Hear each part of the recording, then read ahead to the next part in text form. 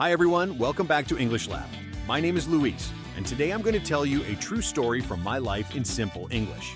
This is a short story for B1 learners. I'm going to speak slowly, use clear vocabulary, and at the end I'll share a few ideas to help you learn from my experience. The story is called The Day I Got Lost in Lisbon. Let's begin.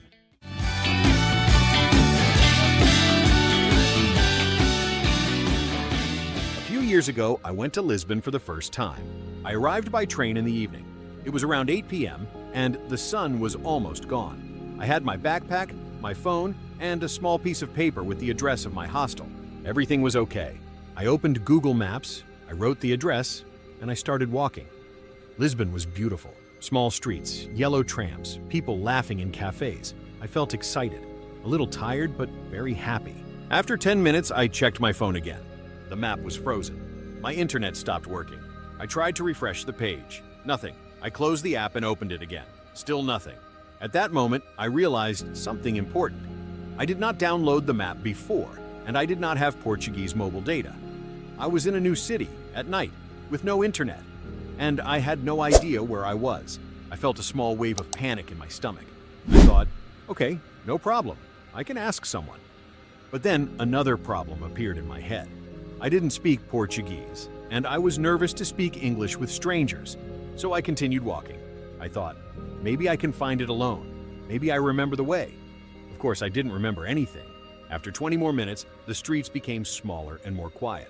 The tourists disappeared. The city felt different. Less lights, fewer people. I started to feel really lost. I stopped walking and took a deep breath. I looked around and saw an older man sitting in front of a small shop. He was drinking coffee and reading the newspaper. He looked relaxed, calm, like he lived in that street for many years. I had two options: continue walking with my fear or open my mouth and ask for help. I decided to ask. I walked to him and said, in English, "Excuse me, can you help me? I'm a little lost." The man looked at me, smiled, and answered in Portuguese. I didn't understand his words, but his face was kind. I showed him the paper with the address of my hostel. He read the address, looked at me again, and said slowly in English, "Ah, okay. You are very far." When he said very far, my heart dropped a little.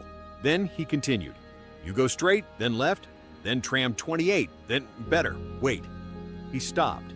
He thought for a few seconds. Then he did something I didn't expect.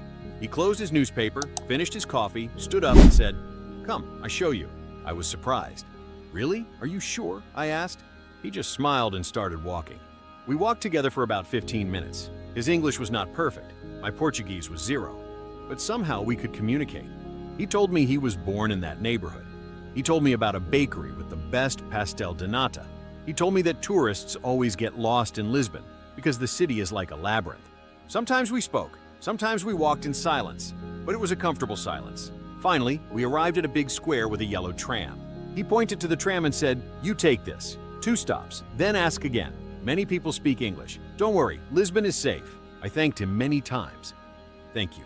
Thank you so much for your help." He just smiled and said, "No problem. Welcome to Lisbon." And then he walked away, slowly, back to his street, back to his life. I took the tram, asked again, and finally found my hostel. That night, in my bed, I thought about what happened. I was scared to speak. I was scared to ask for help. I was scared of my English. But when I finally opened my mouth, a stranger opened his life for 15 minutes to help me. When you learn English, sometimes you feel like I felt that night in Lisbon. Lost, confused, a little stupid, and very alone. But here is what I learned. Number 1, you don't need perfect English to ask for help. My English was not perfect that night, but it was enough. Number 2, most people want to help you if you are honest and polite. A smile and a simple sentence in English can open many doors. Number 3, silence is not your friend. If you stay quiet, you stay lost, both in the city and in the language. So next time you feel lost in English, remember the old man in Lisbon. Open your mouth. Use the English you have today.